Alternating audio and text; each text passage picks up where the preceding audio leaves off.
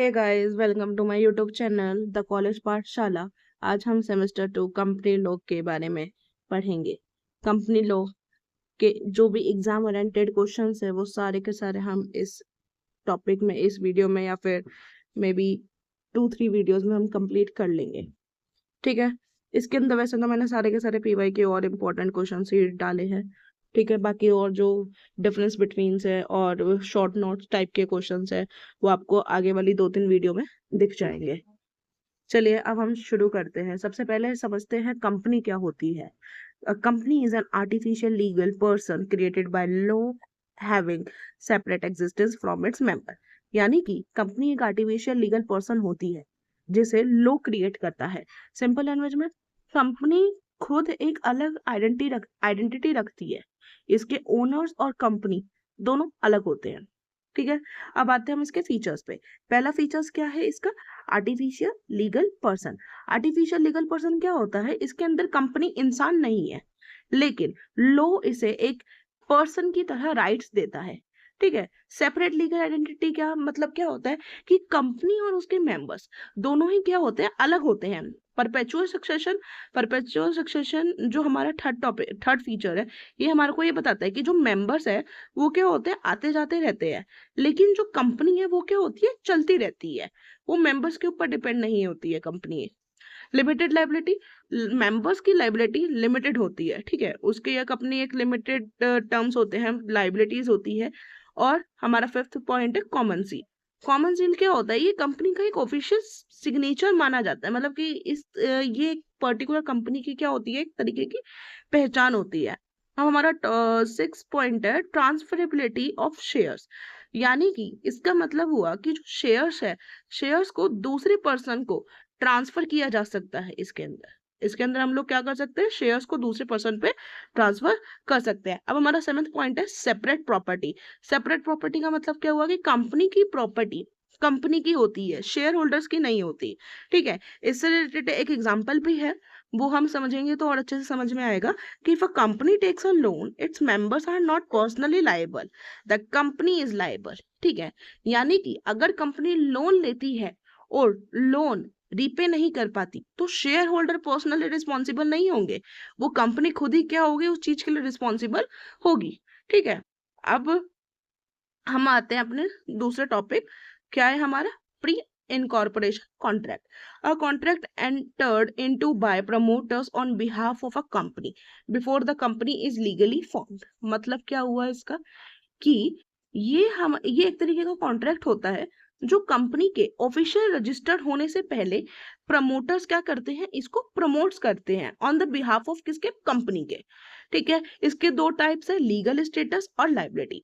Legal status के अंदर क्या बोला गया है कि बिफोर इनकॉर्पोरेशन। बिफोर इनकॉर्पोरेशन का मतलब हुआ कंपनी बनने से पहले, और आफ्टर इनकॉर्पोरेशन का मतलब क्या हुआ? कंपनी बनने के बाद। ठीक है। बिफोर इनकॉर्पोरेशन हमारा बताता है कि जो एक जो कंपनी जो एक कॉन्ट्रैक्ट पर बाइंड नहीं होती, और वहीं पे हमारे को जो आफ्टर इनकॉर्पोरेशन है यानी कि कंपनी बनने के बाद हमारे को क्या बताता है कि कंपनी चाहे तो कॉन्ट्रैक्ट अडॉप्ट कर सकती है। ये सब कुछ उसके ऊपर डिपेंड करता है। अब हम आते हैं इसके सेकंड पॉइंट, लाइबिलिटी। लाइबिलिटी क्या है? If the company does not adopt the promoters remain personally liable. अगर कंपनी कोई कॉन्ट्रैक्ट अडॉप्ट नहीं करती है तो प्रमोटर्स क्या होंगे? पर्सनली ही उस चीज को लायबल होते हैं। यानी कि प्रमोटर्स ही क्या होंगे? प्रमोटर्स ही उस चीज के जिम्मेदार होंगे। अब आ जाते हैं हम इसके एग्जाम्पल पे। एग्जाम्पल क्या कहता है? Promoters takes office on rent before incorporation. After incorporation company may adopt the agreement. यानी कि जो प्रमोटर्स होती है वो कंपनी के लिए ऑफिस रेंट पर ले लेती है, कंपनी रजिस्टर होने के बाद उस एग्रीमेंट को एक्सेप्ट कर सकती है।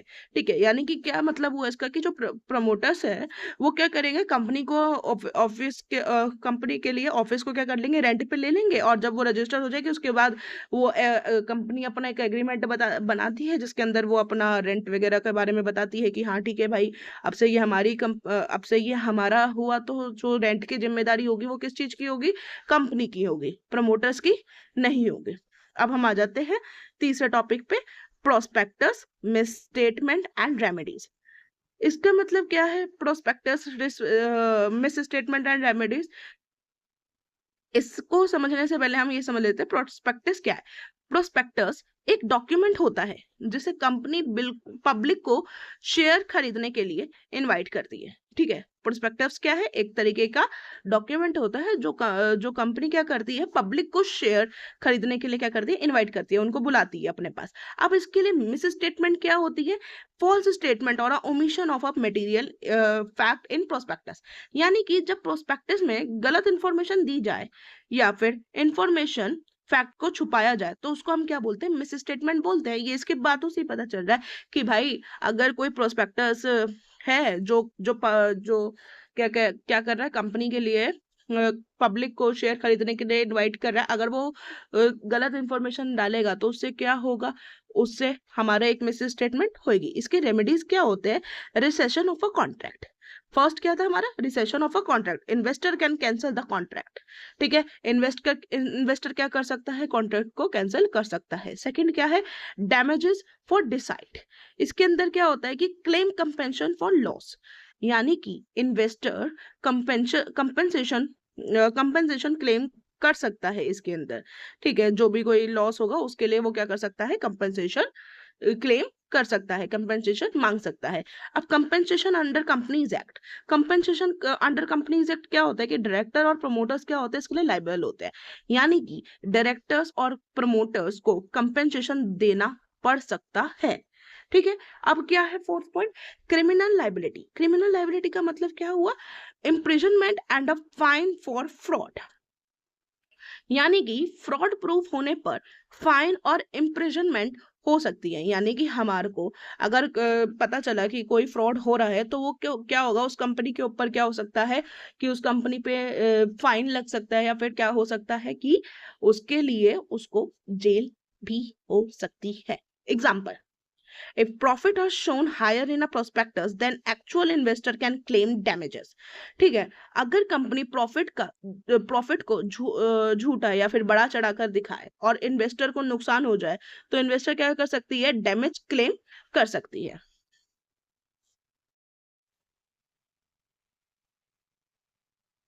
अब हम आते हैं अपने fourth topic, company meeting and resolution. Company meeting and resolution का मतलब क्या होता है कि कंपनी की बैठक और उसके समाधान। ठीक है, तो हम इसमें पढ़ते हैं टाइप्स ऑफ रेजोल्यूशन। कितने टाइप के समाधान होते हैं, दो टाइप के होते हैं, ऑर्डिनरी रेजोल्यूशन और क्या है हमारा, स्पेशल रेजोल्यूशन। ऑर्डिनरी रेजोल्यूशन हमारा क्या कहता है, ऑर्डिनरी रेजोल्यूशन हमारा कहता है कि पास्ड बाय सिंपल मेजोरिटी। ये क्या है, पास किससे होता है, या सिंपल मेजोरिटी से पास होता है। यानी कि इसको 50% से ज्यादा की क्या चाहिए होती है, वोट्स चाहिए होती है। Used for ordinary business, example adoption of account और अपॉइंटमेंट ऑफ ऑडिटर। यानी कि इसके क्या क्या यूजेस है, अकाउंट को अप्रूव करना और ऑडिटर को अपॉइंट करना। अब हम इसके सेकंड रेजोल्यूशन में आ जाते हैं, स्पेशल रेजोल्यूशन। स्पेशल रेजोल्यूशन क्या है, पास्ड बाय 75% ऑफ मेजोरिटी, यानी कि 75% की मेजोरिटी चाहिए होती है इसके अंदर। Used for special business, example alteration of a MOA और एओए और चेंज ऑफ नेम। यानी कि कंपनी का नेम चेंज करने के लिए और एमओए या फिर एओए के अंदर कोई भी चीज का चेंज करने के लिए हम इसका इस्तेमाल करते हैं। ठीक है, अब हम आ जाते हैं ordinary business in AGM. Ordinary business in AGM का मतलब क्या है, पहले हम जान लेते हैं एजीएम की फुल फॉर्म क्या होती है। एजीएम यानी कि एनुअल जनरल मीटिंग। इसके अंदर क्या होता है, अडॉप्शन ऑफ फाइनेंशियल स्टेटमेंट, यानी कि फाइनेंशियल स्टेटमेंट अडॉप्ट की जाती है। डिक्लेरेशन ऑफ अ डिविडेंड, यानी कि डिविडेंड डिक्लेयर होता है। Appointment of a director, director appoint होते हैं, और अपॉइंटमेंट ऑफ ऑडिटर, इस मीटिंग के अंदर क्या होता है, ऑडिटर को अपॉइंट होते हैं। ठीक है, ये सारी की सारी चीजें हमारी किसकी थी, कंपनी मीटिंग एंड रेजोल्यूशन की। अब हम आ जाते हैं हमारे fifth topic, directors types and roles. ठीक है, डायरेक्टर्स कौन होते हैं, डायरेक्टर्स वो होते हैं जो कंपनी को क्या करते हैं, मैनेज करते हैं। ठीक है, डायरेक्टर्स के कितने टाइप्स होते हैं, हम इंपॉर्टेंट टाइप्स पढ़ेंगे इसके, तीन, इंडिपेंडेंट डायरेक्टर, ऑल्टरनेट डायरेक्टर और क्या है हमारा, एडिशनल डायरेक्टर। इंडिपेंडेंट डायरेक्टर क्या होता है, independent no material relationship protect interest of shareholders. यानी कि कंपनी से कोई रिलेशन, कोई पर्सनल रिलेशन नहीं होता इसका, ये शेयर होल्डर के इंटरेस्ट को प्रोटेक्ट करने का काम करता है। अब हम दूसरा आ जाते हैं ऑल्टरनेट डायरेक्टर्स पे। ऑल्टरनेट डायरेक्टर्स क्या है, जब ओरिजिनल डायरेक्टर इसको इस तरीके से समझते हैं, sorry, alternate directors appointed to act for a directors who is unable to attend meeting. ठीक है, इसका मतलब क्या हुआ कि जब ओरिजिनल डायरेक्टर मीटिंग अटेंड नहीं कर सकते तब उसकी जगह पे कौन आते हैं, ऑल्टरनेट डायरेक्टर्स अपॉइंट किए जाते हैं, जो उनकी जगह पे क्या करते हैं, मीटिंग को अटेंड करते हैं। अब हम आ जाते हैं थर्ड पे, एडिशनल डायरेक्टर। एडिशनल डायरेक्टर क्या है, appointed for a particular period to increase strength of boards, यानी कि बोर्ड की स्ट्रेंथ के बढ़ाने के लिए अपॉइंट किया जाता है इन डायरेक्टर्स को। ठीक है, इनके फंक्शंस क्या क्या होते हैं, इनके रोल क्या क्या होते हैं। Role of a directors, manage the affairs of the company, borrows money and invest funds, approve accounts and reports, appoints officers and employees। यानी कि ये पहला क्या करते हैं, कंपनी को मैनेज करते हैं, फिर दूसरा फंड्स अरेंज करना इनका काम होता है, तीसरा अकाउंट को अप्रूव करना इनका काम होता है, और चौथा एम्प्लॉय को अपॉइंट करने का काम भी किनका होता है, इन डायरेक्टर्स का होता है। Example, an independent director gives unbiased opinion on a company decision. ठीक है, यानी कि जो एक इंडिपेंडेंट डायरेक्टर होगा वो बिना किसी भेदभाव के क्या कर सकता है, कंपनी के अंदर डिसीजन ले सकता है। अब हम आ जाते हैं हमारे सिक्स टॉपिक पे। सिक्स टॉपिक क्या है हमारा, six topic, dividend legal provisions. Dividend क्या होता है, share of a profit distributed to shareholder, यानी कि कंपनी का प्रॉफिट, कंपनी के प्रॉफिट का वो हिस्सा जो शेयर होल्डर को क्या करा जाता है, दिया जाता है। इसकी प्रोविजंस क्या क्या होते हैं, यानी कि इनके रूल्स क्या क्या होते हैं। ठीक है, ये मतलब क्या क्या तरीके की बातें करते हैं वो हम आगे पढ़ते हैं। Can be paid only out of a profit current year और अ प्रीवियस ईयर, और मनी प्रोवाइडेड बाय गवर्नमेंट, यानी कि डिविडेंड सिर्फ प्रॉफिट में ही दिया जा सकता है।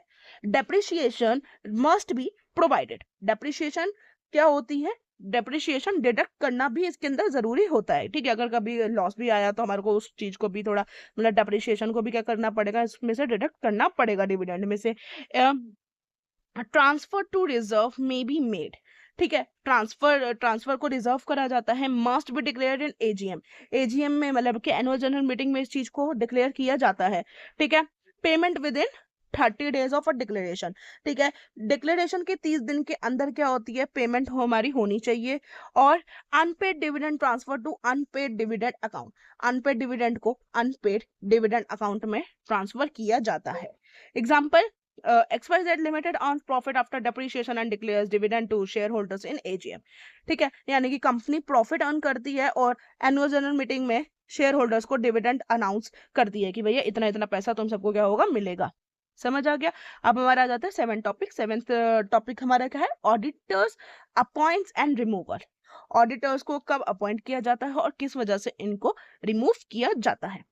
ठीक है, ऑडिटर्स कंपनी के अकाउंट को क्या करते हैं, चेक करते हैं। ऑडिटर्स कौन होते हैं, जो कंपनी के अकाउंट को क्या करते हैं, चेक करते हैं। Disqualification, a person can not be appointed as auditor if he is an officer और एम्प्लॉय ऑफ द कंपनी। ठीक है, कोई पर्सन ऑडिटर नहीं बन सकता अगर कंपनी का वो क्या हो, एम्प्लॉय हो, इज अ पार्टनर और एम्प्लॉय ऑफ अ डायरेक्टर। ठीक है, या फिर वो डायरेक्टर का पार्टनर या फिर एम्प्लॉय हो। ठीक है, has business relationship with the company, और कंपनी के साथ बिजनेस रिलेशनशिप रखता हो तो वो ऑडिटर नहीं बन सकता। समझ आ गई आपको। अब हम चलते हैं removal of a auditor. Removal of a auditor यानी कि ऑडिटर को रिमूव करने के लिए क्या होता है, previous approval of a central government is required, यानी कि जो सेंट्रल गवर्नमेंट की इसके अंदर क्या चाहिए होती है, अप्रूवल चाहिए होता है सेंट्रल गवर्नमेंट का। सेकेंड पॉइंट क्या है, special resolution must be passed, इसके लिए एक स्पेशल समाधान निकाला जाता है। Auditor must be given an opportunity of being heard. ठीक है, ऑडिटर्स को अपने साइड रखने का मौका अपनी साइड रखने का मौका जरूर मिलता है इसके अंदर। ठीक है, अब हम इसके एग्जांपल की बात कर लेते हैं। एग्जांपल क्या कह रहा है, if auditor is negligent company can remove him following due procedure. ठीक है, अगर हमारा ऑडिटर सही नहीं है तो कंपनी इस रूल को फॉलो कर इस प्रोसीजर को फॉलो कर उसको क्या कर सकती है, रिमूव कर सकती है। अब हम आ जाते हैं हमारे 8 टॉपिक पर। क्या है 8 टॉपिक हमारा buy back of a shares. Buy back of shares का मतलब क्या होता है, पहले ये जान लेते हैं। Buy back of a shares का मतलब होता है, बाय बैक का मतलब है कि कंपनी अपने ही शेयर्स शेयर होल्डर से क्या करती है, वापस खरीद लेती है। क्या होता है इसके अंदर, बायबैक के अंदर कंपनी क्या करती है, अपने ही शेयर होल्डर से वापस क्या कर लेती है, खरीद लेती है। इसकी क्या क्या कंडीशन होती है, authorised in a article of association, ठीक है। इसके अंदर यानी हमारे एओए में क्या चाहिए, परमिशन होनी चाहिए, approved by special resolution, special resolution इसके अंदर हमारा क्या होना चाहिए, पास होना चाहिए। Maximum 25% of a total paid up capital and free reserve, ठीक है। यानी कि हम से मैक्सिमम 25% तक बायबैक कर सकते हैं इसमें से। डेप्ट equity ratio within prescribed limit, ठीक है। इसके अंदर जो डेप्ट इक्विटी रेशियो होती है उसकी भी एक क्या होती है, पर्टिकुलर लिमिट होती है। और only followed up shares can only follow sorry only fully paid up shares can be bought back, ठीक है। जो जिन्होंने पूरा का पूरा पैसा दे रखा होता है वही क्या कर सकते हैं, वापस पैसे को खरीद वापस उनके साथ पैसा क्या हो सकता है, बॉट बैक हो सकता है, ठीक है। कॉम्प्लायंस विद सेबी रूल्स, यानी कि सेबी रूल्स को इसके अंदर क्या करना पड़ता है, फॉलो करना पड़ता है। एग्जांपल क्या है, company back share company buy back shares to increase EPS, EPS यानी कि अर्निंग पर शेयर।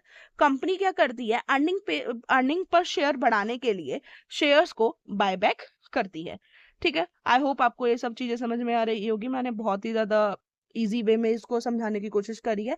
अगर आपको कहीं पे भी कोई डाउट है या कोई चीज मेरे को बतानी हो, फीडबैक देना हो, तो आप मेरे को कमेंट कर सकते हैं, मेरे को बहुत अच्छा लगेगा, ठीक है। बाकी मैं अपनी तरफ से पूरी कोशिश कर रही हूँ कि मैं आपको अच्छे वे में समझा पाऊँ, ठीक है। अब हमारा लास्ट टॉपिक बचा है 9th topic, winding up of a company.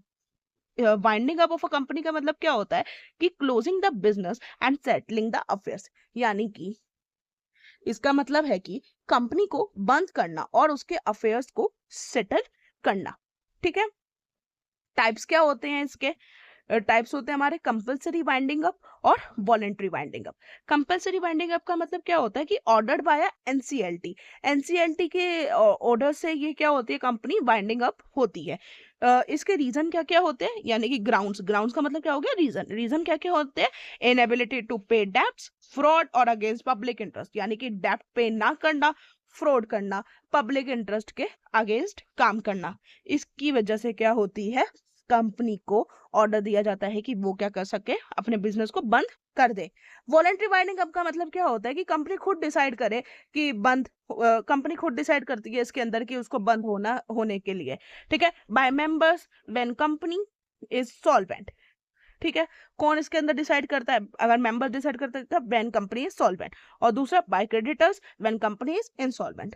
Members के थ्रू जब कंपनी सॉल्वेंट हो तब हमारा ये बाइंडिंग अप का डिसीजन होता है, बंद करने का डिसीजन होता है, या फिर क्रेडिटर्स के थ्रू। अब एग्जांपल क्या है, एन इंसॉल्वेंट कंपनी में be bound up by NCLT, ठीक है। अगर कंपनी अपने डेब्ट्स पे नहीं कर पा रही है तो एनसीएलटी उसका बाइंडिंग अप ऑर्डर कर सकती है, ठीक है। अब हम समझ लेते हैं, हमने ये सब चीजें समझ ली है कि भाई NCL binding up of a company का मतलब क्या है कि भाई ये क्या कर रही है, कंपनी को क्लोज कर रही है बाय 2 मेथड्स, किस किस से, या तो कंपलसरी बाइंडिंग अप या फिर voluntary binding up. Voluntary binding up के अंदर क्या है कि वो खुद डिसाइड करते हैं कि कंपनी को बंद करना है या फिर नहीं करना। और कंपलसरी वाइंडिंग अप का मतलब क्या होता है, जब कंपनी फ्रॉड कर रही होती है या फिर कुछ कर रही होती है तो उसको ऑर्डर मिला जाता है, ऑर्डर दिया जाता है, किसके थ्रू ऑर्डर, कौन ऑर्डर देता है उनको, एनसीएलटी। एनसीएलटी कौन होता है, नेशनल कंपनी लॉ ट्राइब्यूनल।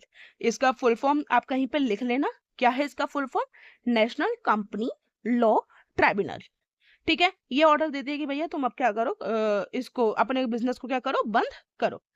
तो गाइस हमने सारा का सारा इसके अंदर पढ़ लिया है। अगर आपको ये फोटो चाहिए होगी पढ़ने के लिए तो मैं आपको ये बाय पोस्ट इसको मैं पोस्ट कर दूंगी अभी यूट्यूब के अंदर, आप उधर से इसको अच्छे से पढ़ सकते हैं, ठीक है। आई होप आपको मेरी ये वीडियो अच्छी लगी होगी।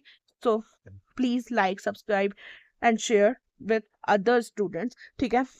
और मेरे कोई भी डाउट्स हो या कोई बात हो, कोई फीडबैक हो तो आप मेरे को इसके थ्रू दे सकते हैं। Thank you so much, bye.